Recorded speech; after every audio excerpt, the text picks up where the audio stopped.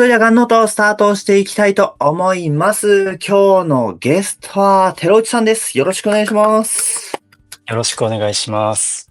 よろしくお願いします。寺内さんっていう漢字珍しいかなと思うんですけど、これは結構、あれですか、地元では結構いらっしゃるお名前なんですかね。地元でもやっぱ少ないみたいですね。おー。じゃあ同じ名字にあったことはもちろんない。ないですね。ね。はい。ではですね、早速なんですけれども、ちょっとガンノートの紹介と私の紹介などをさせてもらえたらと思っております。まず、岸田と申しまして、25歳と27歳の時に肺細胞腫瘍という珍しい癌に罹患をいたしました。その経験を経てですね、今、ガンノートの代表理事をしてるんですけれども、やっぱ患者さんのね、こう、情報っていうのが、いろいろ医療従事者の方に聞いたらたくさん教えてくださるんですけど、やっぱ患者側のね、家族や友人、学校や仕事、お金や恋愛、結婚、育児など、そういった生活情報っていうのがあまり多くないかなと思って、そういったところをですね、主にフォーカスしてお届けしている、そんな番組となっております。苦しいこと、辛いこともたくさんあるんですけど、ユーモアを交えながらですね、お話できていければ嬉しいなと思っている次第です。そんな今日のゲストなんですけれども、はい、寺内さんです。よろしくお願いします。よろしくお願いします。はい。寺内翔人です。栃木県出身で、現在も栃木県に住んでます。25歳です。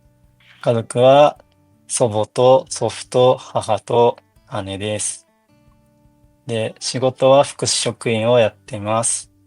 趣味は筋トレとアニメ鑑賞です。よろしくおはい。願いします。ありがとうございます。ね、栃木県からということでね。実際ね、寺内くんとは栃木県のね、イベントなどでもお会いさせていただいてっていう風な中ではあるのですが、この趣味でね、どうしても外せない、このアニメ鑑賞というのがあはい。りまして、寺内くんのこの、ね、この風貌というか、このね、イケイケな感じからは、全く想像ができない、アニメ鑑賞という言葉をいただいているんですけど、アニメ好きなんですか？アニメ大好きです。もうわひたすら見てます。結構昔から？でも4、5年前ぐらいからアニメにハマりました。おー、すごい。なんかおすすめのアニメとかありますか？おすすめはタイムリープ系ものが好きなんですけど、一番好きなのが僕だけがいない街っていうアニメです。そう、タイムリープ系が好きなんですね。多分はい。視聴者の皆さん、タイムリープって何ってなると思いますけれども、主人公がね、またまた時間を遡ってまたその時をやり直していくみたいな、それでまた分岐がね、変わっていくような、そんなアニメとかあったりとかするんですけれども、そういったアニメがね、寺内くんの好きという風な形でね、はい。僕はね、キーだったりだとかね、こ号泣するような、そういったアニメが、大好きでございますが、誰も聞いてへんっていうね。はい、そんな中でにはなるんですけれども、はい、寺内くんの癌のこと、ちょっとお願いできますか？はい。がんは肺細胞腫瘍にかかりました。ステージは 3B です。告知されたのは24歳で、治療は手術と薬物療法を行いました。現在は経過観察中です。はい、ありがとうございます。そんな、寺内くんのね、お話っていうのをこれから、たくさんちょっと聞いていきたいということ思うんですけれども、癌の種類が、胎児性癌でね、僕も胎児性癌なので、うん。もう全く一緒という風うな形でん。ね、はい。そんな中でどんなお話を繰り広げてくれるのかということをですね、今回、はい。この、感情のグラフといったところを表していただいて、ちょっとお話を聞いていければと思っております。これからお話を聞いていく中でですね、個人の経験談で特定の治療法を推奨しているわけではなく、詳しいね、治療については主治医の方にご確認いただければと思います。はい。まず、寺内くんの感情のグラフ、ペーシェントジャーニー、こちらになります。はい。なんか、途中、ジェットコースターみたいなね、だんだんどんどん上がっていってうゴンと下がん。っていく。そんな、寺内くんのペーシェントジャーニーありますけど、まずはじめ、福祉系の会社に就職ということで、福祉系の会社、どんな会社なんですか？障害者支援施設で働いてます。ああ、そうなんですね。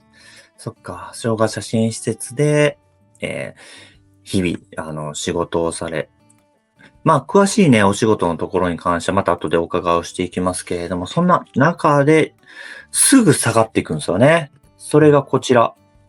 両頸部が腫れ始めるとありますけど、首の両端が腫れ始めたんですか、最初。そうですね、両端がもうピンポン玉サイズぐらいまで腫れ始めました。首って言っても、首のどこら辺？ああ、もう下ですね、もう本当に下の方が腫れてきました。鎖骨のちょっと上ぐらい。そうですね。そこが腫れていて、二つ両方とも大きさで言うとどれぐらいでしょ大きさはピンポン玉サイズぐらいですね。う？ピンポン玉ぐらいのサイズが腫れてきて、押しても痛くない。痛くなかったですね。うん。痛くもないね。そういった、腫れが腫れ始めて、そしてね、ちょっとこちら、はい。発熱や腰に痛みも出てくるということですけど、これはもう同時期ぐらい？もう初めに腰の方が痛くなって、で、腰の痛みが強くなるにつれて、熱も高くなってくるっていう感じでした。ああ、そうなんですね。それがもう腰が痛くなってっていうのは、腰の痛さっていううん。のは、どんな痛さなんでしょう？ズンズンなのか、それともあキンキンあ、なのか、なんかどんな感じの痛さです？もうずっとズッキンズッキンしたような痛みが続いてて、うんうんうんうん。で、しかも動いてる時よりも寝てる時の方が一番痛みが強いっていう厄介な腰痛でした。ええ。じゃ、もう寝てられないじゃないですか。もう安静にしてる時が一番辛かったので、もう寝れませんでした。はあ、そっか。そんな、発熱や腰の痛み、これどれぐらい続いたんですか？これはどれぐらいも続いて、うんうん。もう2月の最初ぐらいから出うん。て、もうずっとですね。ずっとか、その後クリニックに行っても、ずっと続いてるっていう感じなんですね。そうですね。で、このクリニックへっていうのありますけれども、このクリニックは、どこに行ったんですか？腰が痛いってことはなんか、整形外科とか？内科に行ったんですけど、うんうん。ちっちゃい頃からお世話になってるクリニックがあって、うんうん。なので何かあったらまずそこへ行くっていうことに、決めてたので、そういうことなのね。で、はい、内科に行きました。はい。そのクリニックではどういう診断だったんでしょう？まずは、やっぱりこのご時世なんで、中に入れないかったので、PCR 検査をまずして、うーで、ん。問題なかったので、中に入れてもらって診察をしてっていう感じですね。で、その診断名は、その時は何と？その時はもう、首にしこりができてるっていうことで、うんうん。ちょっともしかしたら血液がんの可能性あるって言われましたね。あ、もうその時点で言われたんや。はい。おお。そういったことも含めて、こう結構下がってるんかな、このグラフの中では。そうですね、もうびっくりっていう感じで。血液の癌の可能性があるかもしれないということで、これで大きな病院に見てもらうってことかな。そうですね。おう。で、クリニックから大きな病院に紹介してもらって、大きなうん。病院で検査を受けていく。この検査を受けていっても、この中でこう異常なし、問題なしっていうことが出てるんやけど、これはどういうことでしょ検査は採血と CT を取ったんですけど、う？うんうん。採血のその結果で、その悪性リンパ腫に関わる数値が別に高くないってことで、悪性リンパ腫ではないだろうっていう診断を受けました。ああ、だから問題なしっていうことでもあるうん。よね。ほうほうはい。ほう。そっか。じゃあ、そこから、寺内さんはどうされていくんでしょそこからはもう治療法がもうないので、痛み止めを服用して、痛みが収まるのを様子見ましょうっていうことになりました。そっか。様子を見ましょうっていう形で痛み止めを飲んでいく。その中で、休職もされていくんですね。はい。これはもう痛すぎて仕事ができないっていう感じ？そうですね。やっぱり介護職でもあるんで、どうしても腰に負担のかかる姿勢とか体勢とか取らなきゃいけないんで、ちょっとお休みすることになりました。ああ、じゃあこの時は何も原因がわからへんけど、もう痛すぎてうん。できひんからっていうことで、休職をして休んで。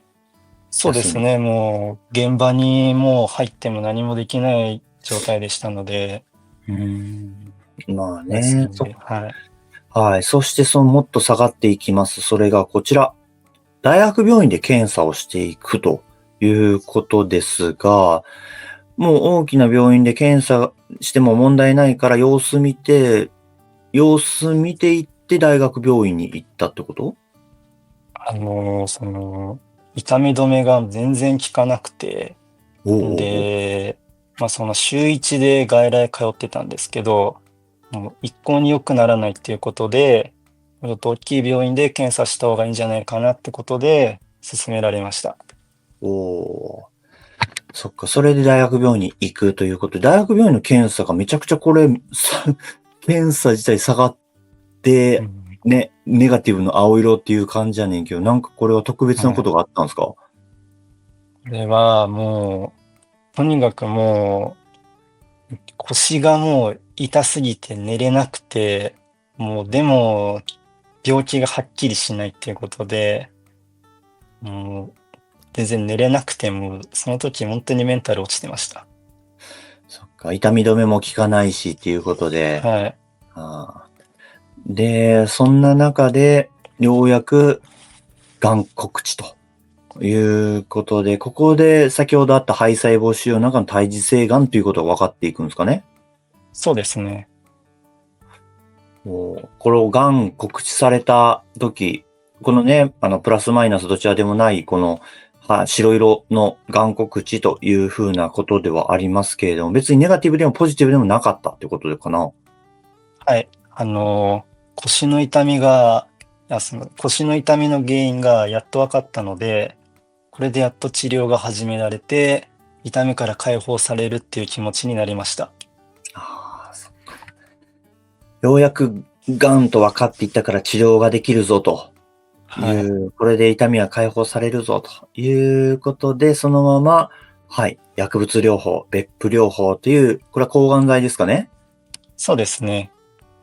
の治療を受けていくということで、このね、別府療法、ブレオマイシン、シスプラチン、エトポシドですかねの治療を、抗がん剤をされていくんですけど、かなりこう、副作用も出たりとか、きつい治療の一つっていうことを言われていますが、テロイさんはなんかすごいフラットなところに、こう治療を置いてくださってるんですけれども、これはなんでなんでしょまず、癌って告知されて、その日にもう入院だったんですけど、う？うんうん。で、その次の日からもう抗がん剤治療が始められたので、まずそこがもう良かったなっていう気持ちだったので、プラスでしたね。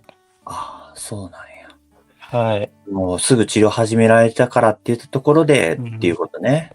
はい。あ、またね、ちょっと副作用とかそういったところは後でも詳しくもっとお伺いをしていこうかなと思います。そしてその後、はい。2日間自宅で過ごす。これは薬物療法中ってことかな？そうですね、3クール目終了時点で、あの、外出許可をいただきました。で、外出許可もらって、自宅で2日間こう過ごしていく。これがすごい赤色の、ようやくね、赤色のポジティブが出てくるのですが、これはなんか実家っていうか自宅に戻って、ほっとしたっていうことが強いんかな。自宅に戻れたのと、あと、やっぱ病院食がちょっと薄かったので、うそのジャん。ンクフードが食べたくなってたんですよ。うんうん。だからもう、マックにピザーラにもたくさん食べられるってなって、もうポジティブになってましそっか。何、た。はい。何食べたかったとかっていうのあるその時。ママックのポテトですかね。ああ、いいですはい。ね。マックのポテトね。はい。そっか。それ食べた時はどんな感じでした？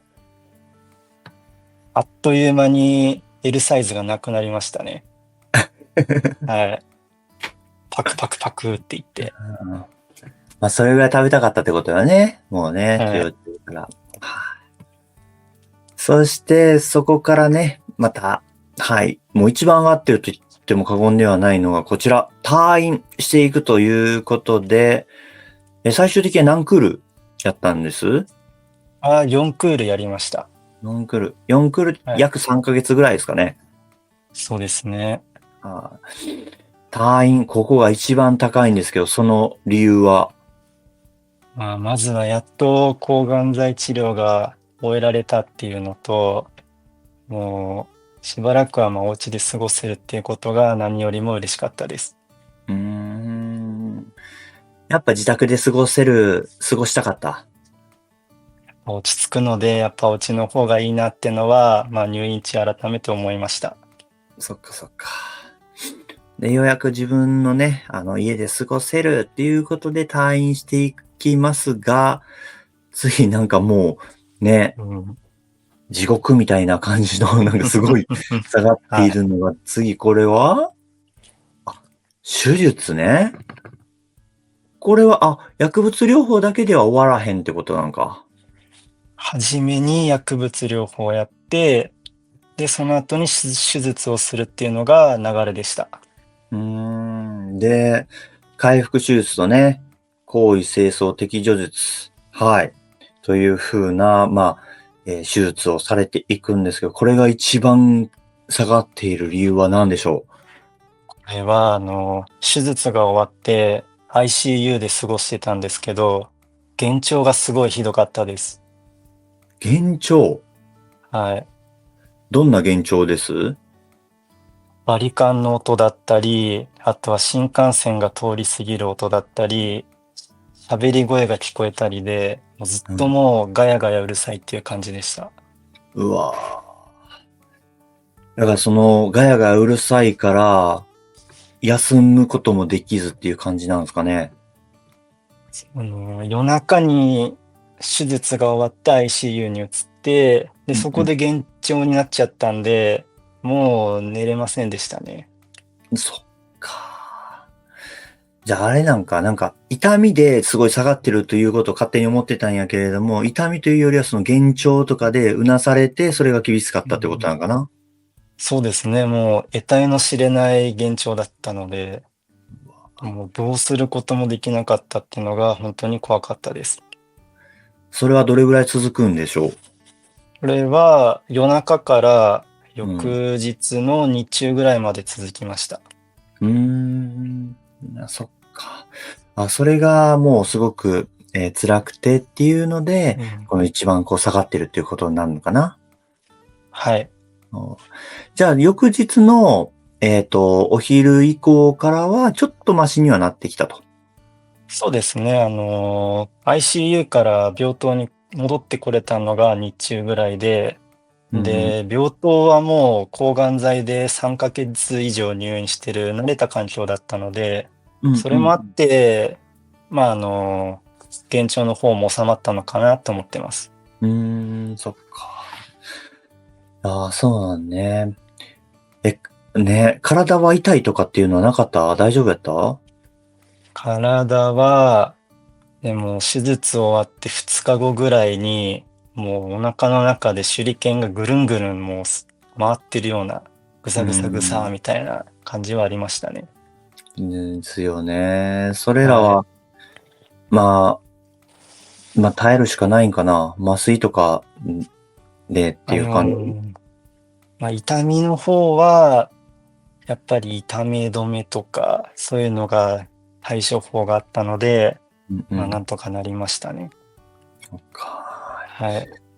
はい。そんなね、もうガクンと下がっているテロシさんの中で、ちょっと上がります。それが、隊員、ちょっと上がるけど、この隊員は青色のネガティブということでもありますので、前回の隊員と全然、雲泥の差っすね。抗がん剤終わった時の退院は、本当に元気に退院できたんですけど、手術の後の退院は、もう体力がもうなくなっちゃって、で、もう自分の中では、もう退院したら趣味の筋トレ再開するぞっていう気持ちでいたんですけど、うんうんもう筋うん。トレどころかもう歩くことすら難しいっていう感じでした。ああ、そうなのか。まあ、そういった歩くこともままならない中でも隊員っていうのは不安やったっていうことなのかな。やっぱり元気になって退院するもんだって思ってたんで、なんかうん。退院っていうか、手術で元気になったはずなのになんか、すごい辛くなって帰ってくるっていうのに、ちょっとがっかりしてました。ああ、そっか。そういうはい。がっかりも含めてっていうことなんね。え、趣味の筋トレは、どうなん再開いつかはできるようになったんですかね。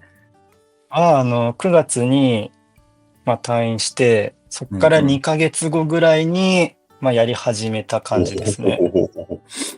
すごい。じゃあもう11月ぐらいにはもうスはい。タートしてっていう感じなんですね。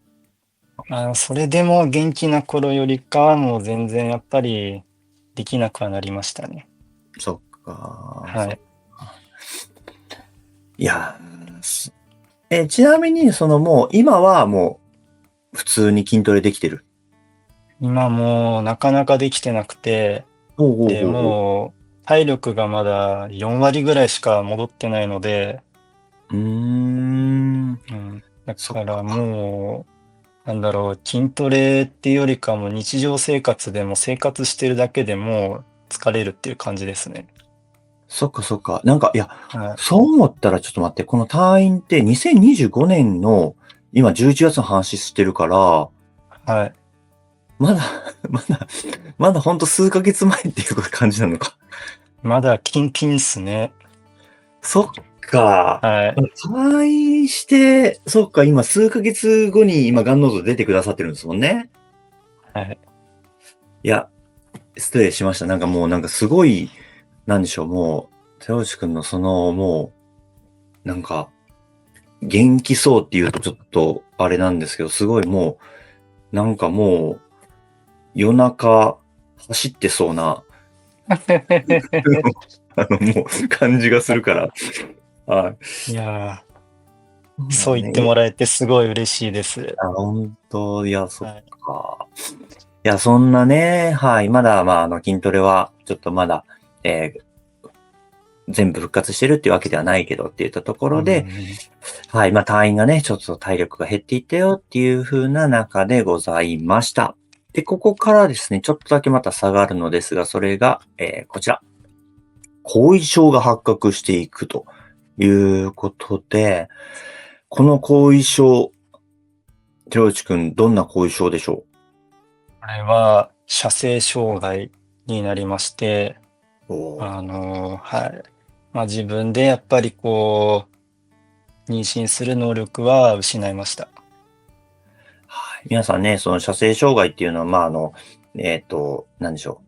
こう、射精、そのままですね。射精がちょっとできなくなってしまうという風な、これは、こう、ね、お腹の手術っていったところをしたときに、そういった神経を触ってしまった、もしくは切れてしまったみたいな、そういったことですかね。そうですね、もうそういう神経を切ってしまったので、うん。もう射精しても出てこないっていうような後遺症になりました。そっか。これやっぱ下がってる理由としては、事前に先生から説明を受けてたんよね。そうですね、説明うん。は受けてたんですけど、やっぱりこうなってみると、やっぱりショックだなと思います。そっか。はい。まあ自分で、ね、確認してみて出ないぞという風な時になって、この時の気持ちはどうなんですか？やっぱりかなのか、なんかもう、勘弁してくれよなのか、どうなんでしょ本当に勘弁してくれよっていう感じでしたね。うか。いや、うん。そうですよね。うん。これは、けど立ち直るとかっていうのはどうなんですか？寺内さん的に。これは、その次のうん。ペイントジャーニーでこちら。上がる、はい、患者会の入会って書いてますね。はい。ここで、相談できる場所っていうのが増えたので、すごい気持ちが楽になりました。ちなみにどういった患者会に入ったんですか？自分は、一つ地元の患者会に入ってるんですけど、そうんうん。こは、作業療法士さんとか、そういう専門の方も来てくれるので、もう自分の場合だったら体力がなければ、そういう体力を向上する、やり方とか教えてくれたり、へえ。はい。だから、そういう相談事の他にもそういうこともしてもらえるっていうのがすごい自分にはありがたかったかなと思います。うん。そっか。で、一つはって言ってたけど、他にも入ってるんですか？もう一つは、オンラインサロンっていう、毎へえ。週木曜日ですかね。はい。うん。全国のがん患者の方たちと、ズームでお話をするっていう会にへ参加してまえ。す。そうなんですね。木曜日。はい。夜。夜です。夜お、と、おうん。昼頃です。2つやってるみたいで。そういったところに参加されていってっていう風な感じなんはい。ですね。はい。うん。そういったのは何で知ったんですか？ちなみに。まず、私の住んでるところって、地元のテレビ番組があるんですけど、うんうんそこうん。で患者会募集っていうのをやってたので、へえ。はい。まずそこを応募して、うん。で、栃木県のそういう患者会に行ったら、オンラインサロンっていうのも毎週木曜日やってるよっていうことで参加してみました。ほう、そういうことを。つながりテレビ。つながりっていう感じで、で、最初のきっかけはテレビやったんやね。テレビが本当にたまたま映像っていうか流れてたので、応募してみようと思って。はあ、すごい。そういったきっかけから、はい、つながりつはい。ながりで、で、それでいろんな人に相談していく中で、ちょっと、ポジティブになってきたっていうことですね。はい。そして、その中で今は経過観察中ということになっています。今はどれぐらいの頻度で病院に行ってたりとかするんですか？今は3ヶ月に1回行ってます。そこではもう、今はもう落ち着いてるってことですね。全部癌は取り切ってっていうことで理解でいいんですかね？肺にできた癌がまだちょっと残ってるみたいで、ほうほう。なので今回は抗がん剤で肺の癌がちっちゃくなったので、胸を開ける手術はやってなかったんですけど、うんうん。だからもし、今後肺が大きくなったらっていう感じで今は経過観察をしてます。そっか。いはい。やー、じゃあ、肺のやつがね、大きくならず、もうね、そのまんまでいてくれる、もしくはもううーん、取ってみないとわからないって言われるから、それがね、もう、壊死していることをね、うん。願ってるって感じですよね。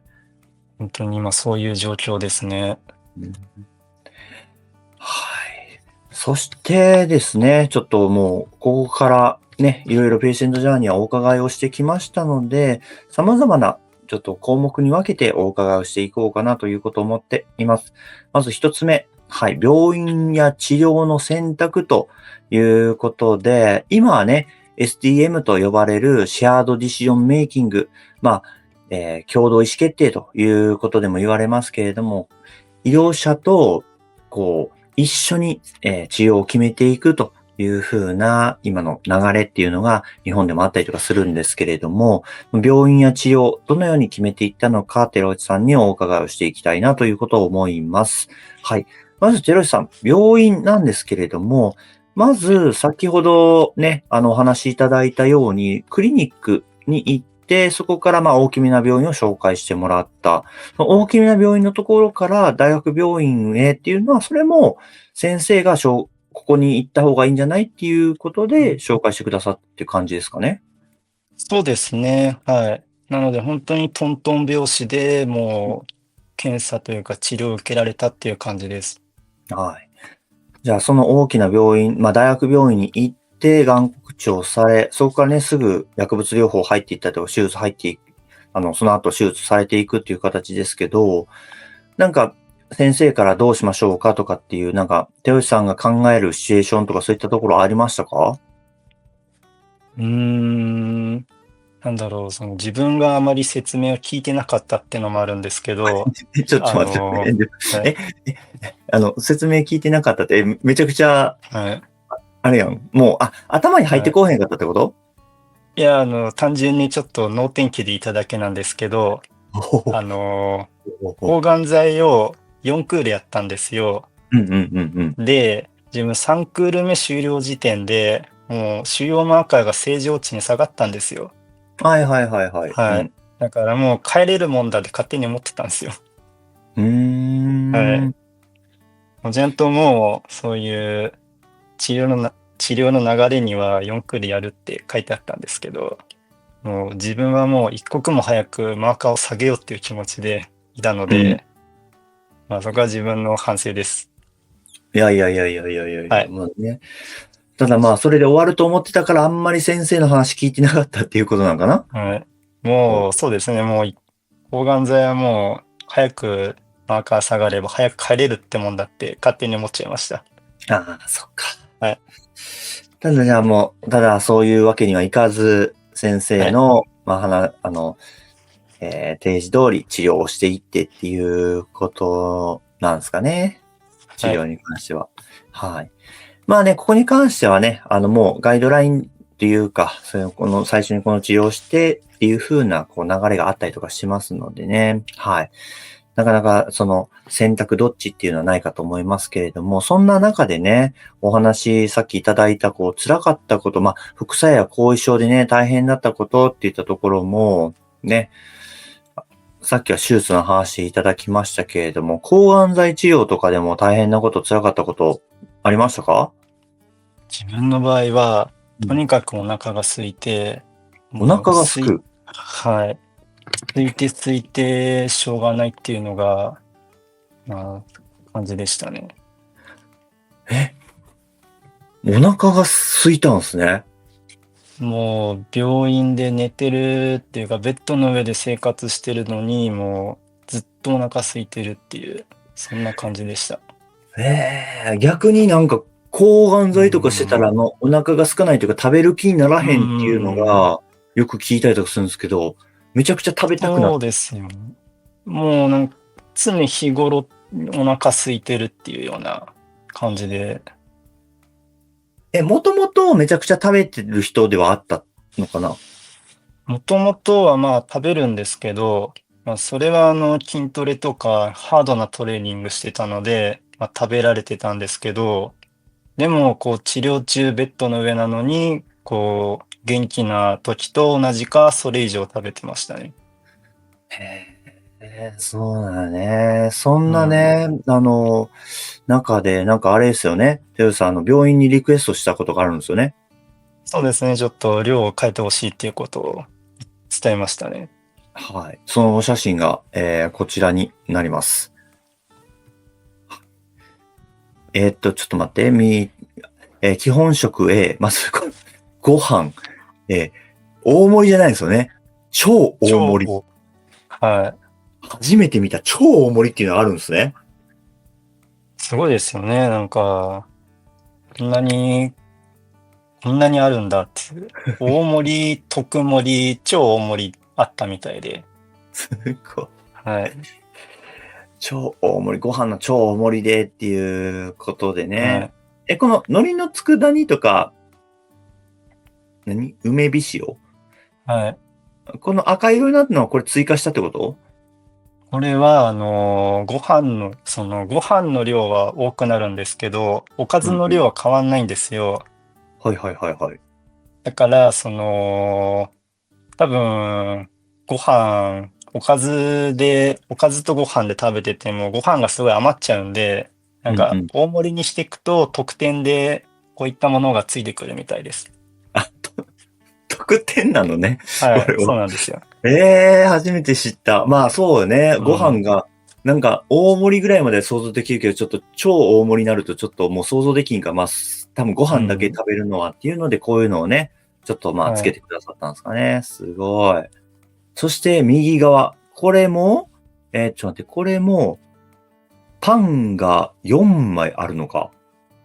でも、パンも超大盛りになると、うん。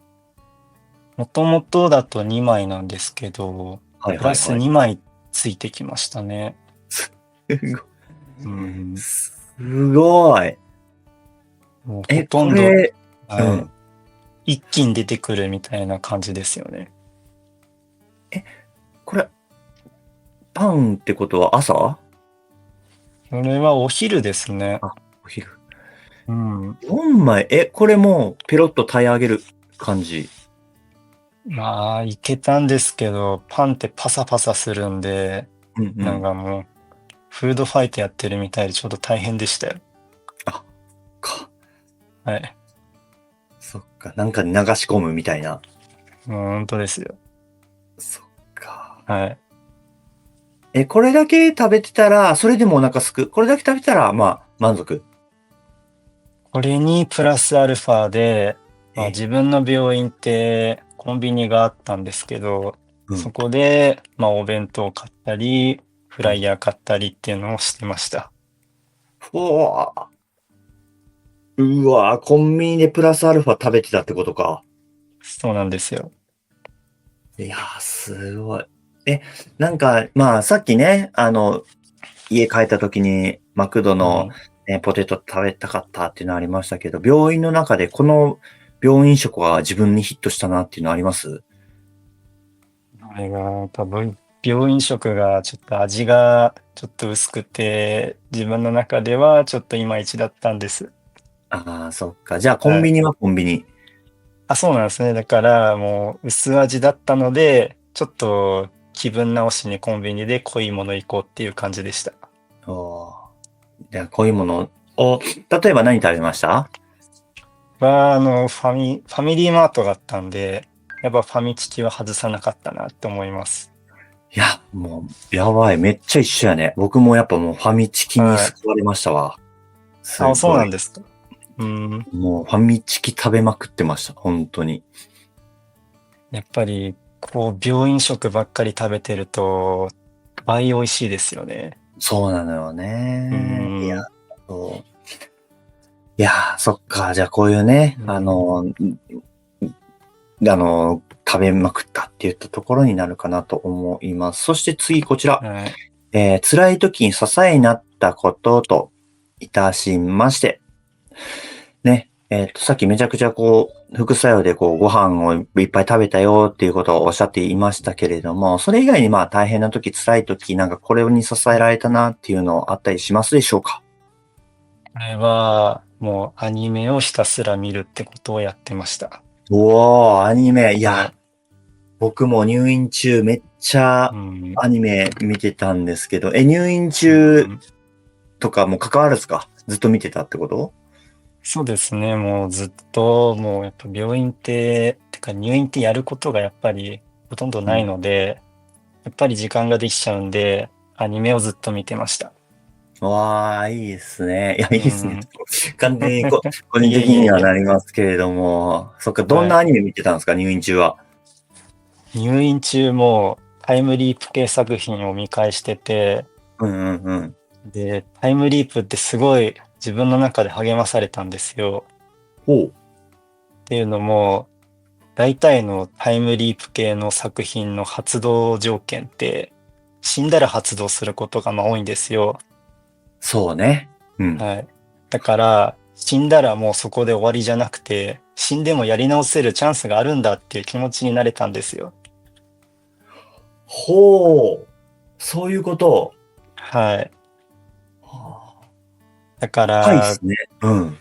治療中とかちょっと気持ちが落ちて、なんか自分死ぬのかなってなった時も、いや、俺にはタイムリープがまだ残ってるから大丈夫だっていう気持ちになりました。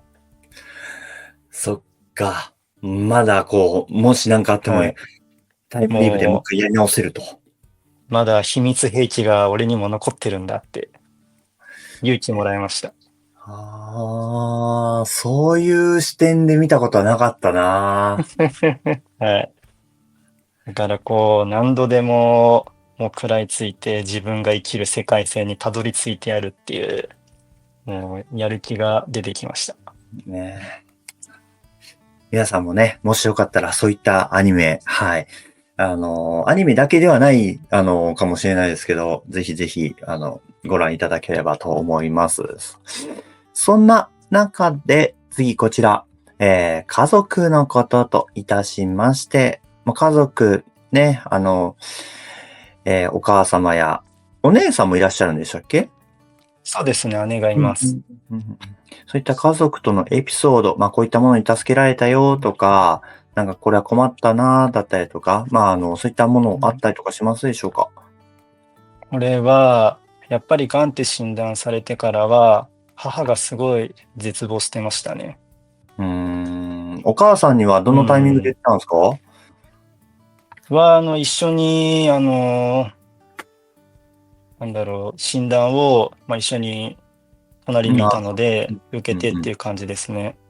そっか。なので、もうそこから母が落ちちゃったんですけど、まあ、でも、姉がいつも元気に笑顔で振る舞ってくれたので、まあ、自分と母を支えてくれたなと思います。ああ、お姉さんがね。はい。そっか。どんな励ましだったんですかね。もう、いつも通りの振る舞いをうん。してくれましたね、もう。何かもう、気の利いたことを言うわけでもなく、いつも通りに接してくれたのが、まあ、結構うんうん。良かったなと思います。そっか。じゃあ、そのはい。ね、暗い雰囲気をお姉さうん。んが、こう、ね、いつも通りな雰囲気にこう戻してくれたはい。っていう感じなんですかね。うん。そうですね。もうそれに本当助けられたなと思います。はい。そっか。そして、じゃあ次こちら。恋愛や結婚のことといたしまして、はい。手内くんは結婚はしてないよね。ああ、してないですね。彼女さんはいらっ彼女しゃる。もいないですね。はい。治療中も。もうそうですね、いないですね。おー、そっか。じゃあ、まあ、今後でもいいんですけれども、やっぱこう、パートナーを、まあ、こう、作る際というか、こう恋愛や結婚していくときに、結構、今さっきのこう任用性のところとちょっとね、うん。被るかもしれないんですけれども、僕的にもそうでしたけれども、やっぱ、ね、性障害という障害を持っていたりだとか、ちょっと恋愛ガウンっていうね、ことをしたことによって、やっぱ恋愛や結婚にちょっとうん。少し抵抗感っていうか、ちょっとね、なんか引け目うを感じん。るっていったことがあるのかもしれないですけど、寺内くんの場合はどうでしょやっぱりこう、後遺症を抱えてしまったので、まあ、結婚に対するやっぱり自分にできるのかなっていうハードルはちょっと上がりましたね。う？そっかそっうか。ん。だからこの先、まあ、結婚できるのかなっていう、まあ、不安はあります。うん。じゃあ今後、もし、その彼女さんとかが、こう、できるって言った時には、その、癌のことっていうのはどのタイミングで言いますか？やっぱり付き合う前には、まあ、言った方がいいのかなって自分の中では思ってます。うんうんうんうん。もうずるずる言わないと逆にどんどん言いづらくなっちゃうのかなと思うので、うーん。うん、そうだね。じゃあまあ、付き合う前にしっかりはい、言ってということで、ちょっとね、さっきこちらの妊用性にも触れましたけれども、妊用性、子供を作る能力といったところで、よく言われる、そういったものにはなるのですが、寺内くんの場合、医療者からこういったお話っていうのは治療中ありました？これは、癌って診断された、その治療の時にも言われましたね。ほう。はい。その時になんか精子凍結するかどうかとか言ったところも言われませんでした？説明を受けて、うん。で、説明受けた翌日にもう精子凍結しました。あ、精子凍結したのね。はい。おー、よかった。うん。よかったっていうか、やるやらないは、いえいえ。もちろん個人の自由ですけれども。うん。そうですね。なんか、今はやっぱりまだ子供が欲しいとか、そういう気持ちはまだあれなんですけど、やっぱ数年後とかにやっぱ欲しくなるとかあるかもしれないので、やっぱやった方がいいのかなっていうのは思いました。そっかそっか。じゃあ、接種の凍結はされていてということですはい。ね。はい。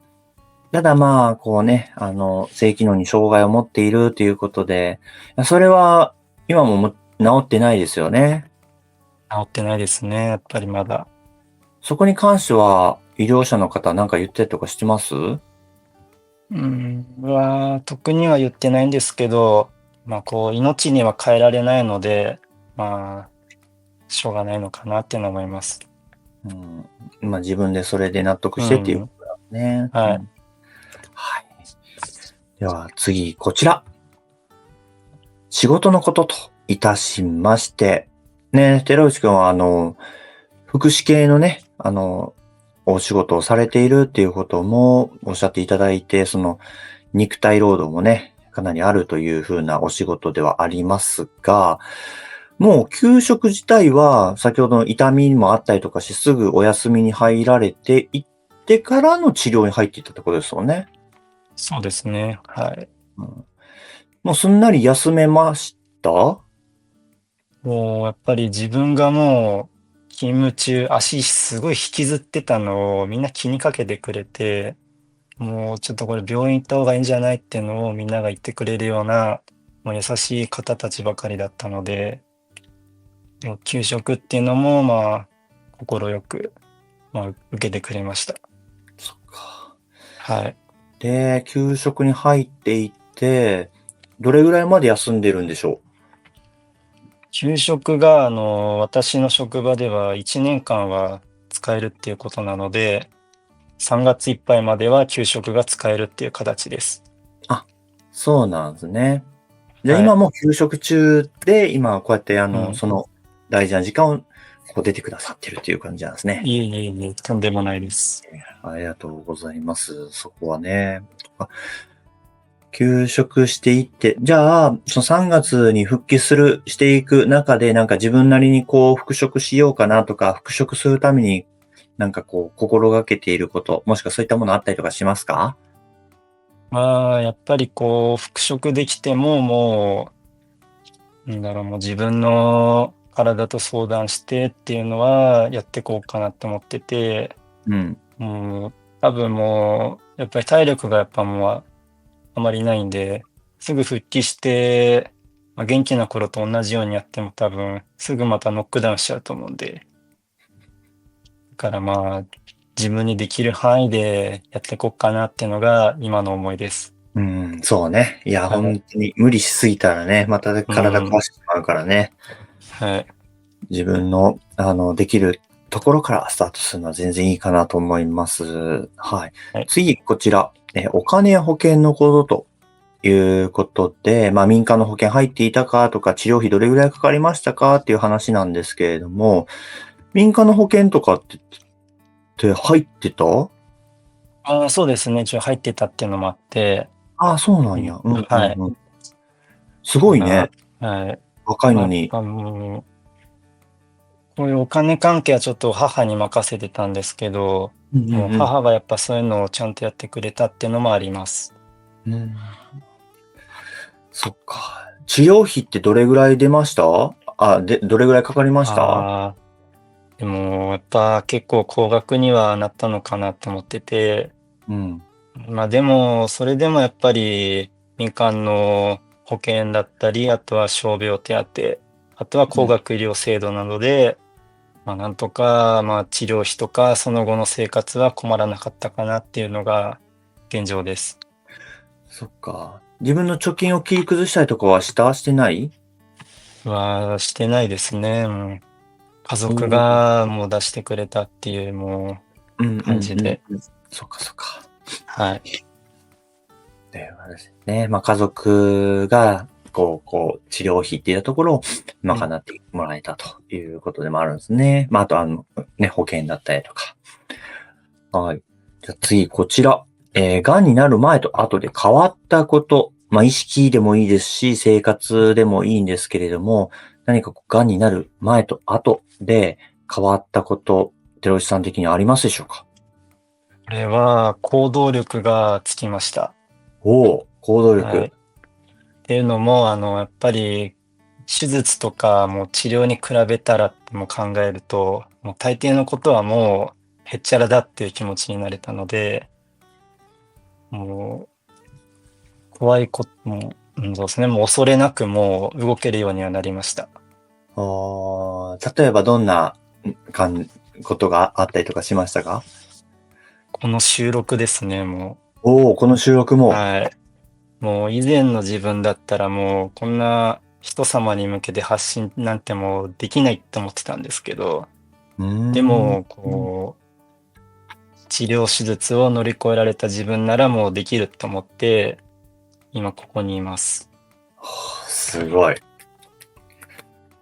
ほんとね。いやー、さすが、ちょっと自分がね、変わっていってる、そんなね、中の寺内くんに今日ね、出てくださって本当ありがとうございまいえす。いえいえ、ありがとうございました。まだ終わってないですよ。まだこれから。まだ終そうですか、わってないです。すみません。まだ続きます。もうちょっと続きますね。もよろしくおうちょっと、はい。願いします。はい。あの、もうちょっとお付き合いください。はい。次、こちら。はい。情報といたしまして。ね、さっき患者会の情報とかは、テレビから仕入れたとかありましたけど、何か癌に関する情報っていうのはもうメインは医療者から？そうですね、メインは、医療者から聞いたのと、あとはうんうん。治療中はもう、岸田さん含め、がんノートの方たちの情報がすごい頼りになりました。おお、癌ノート見てくださってたんですね。そうですね、もう肺細胞腫瘍って検索すると、もうなかなかヒットしない中、岸田さんが出てきて、おで、そこお、からがんノートの存在を知ってっていう感じで。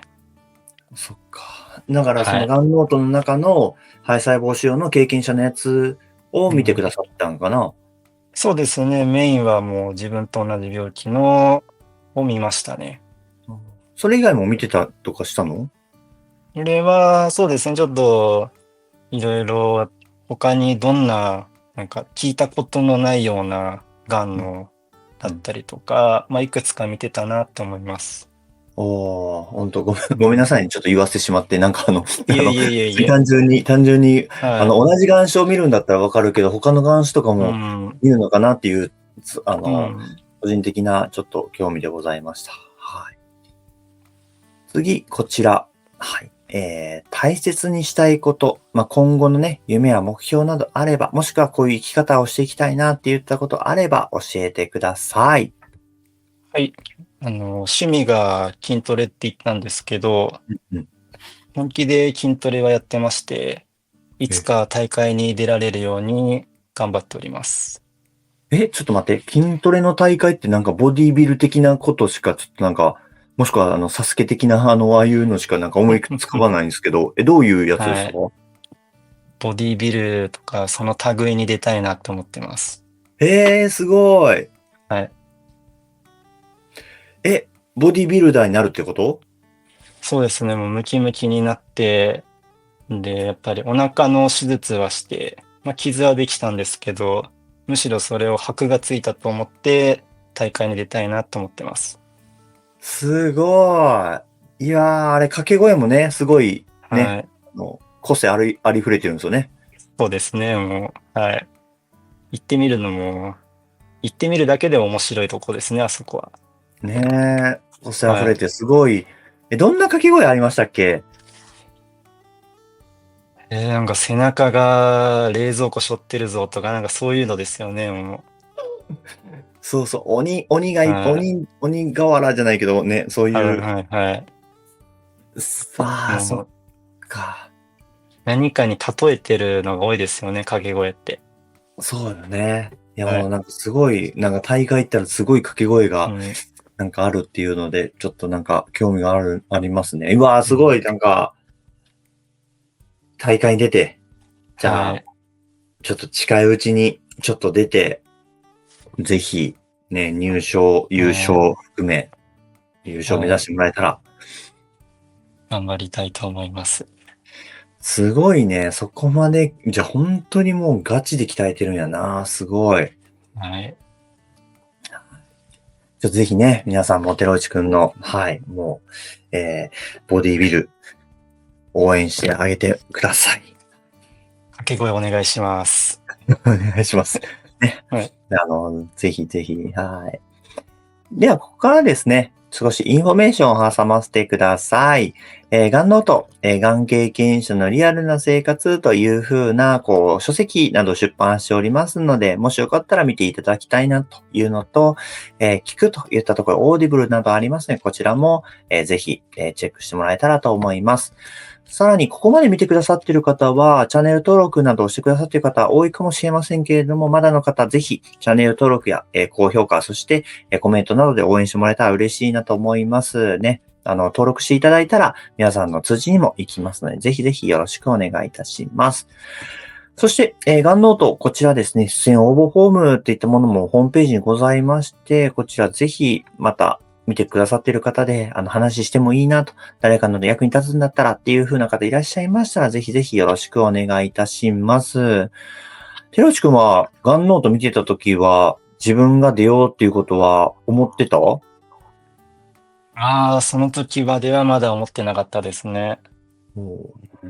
なんか出ようと思ったきっかけっていうのは？手術終わって退院して、もうそこからもう、逆にこの治療を乗り越えられたって考えられる時が来て、そこからですね。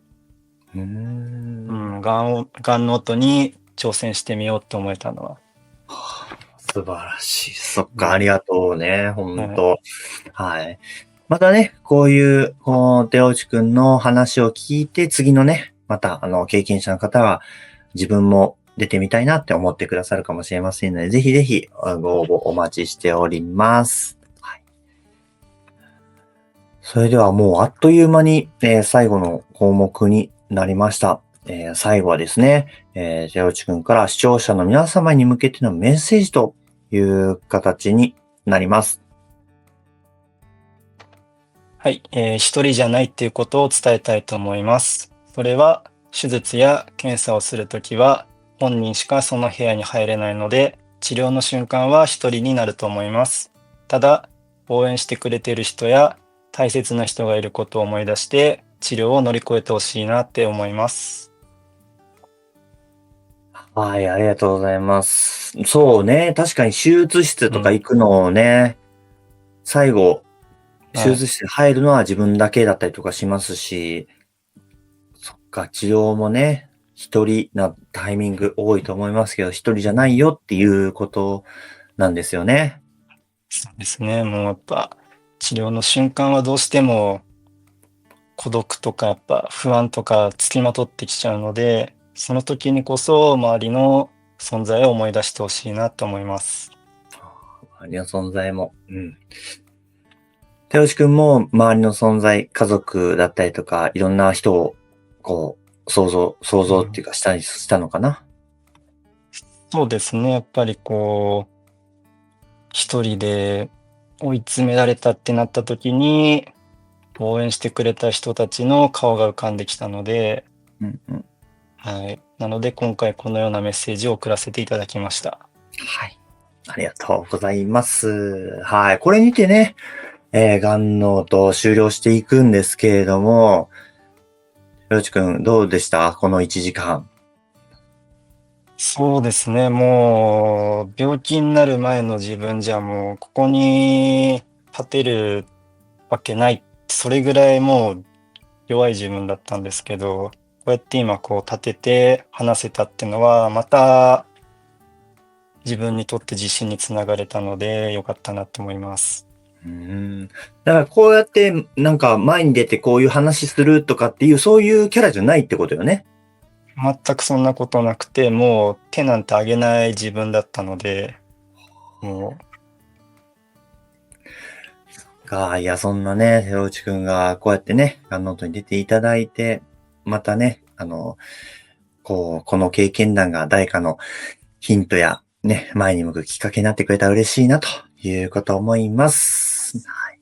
それでは、これにてガンノート終了していこうと思います。皆さん次の動画でまたお会いしましょう。それでは皆さん、バイバーイ。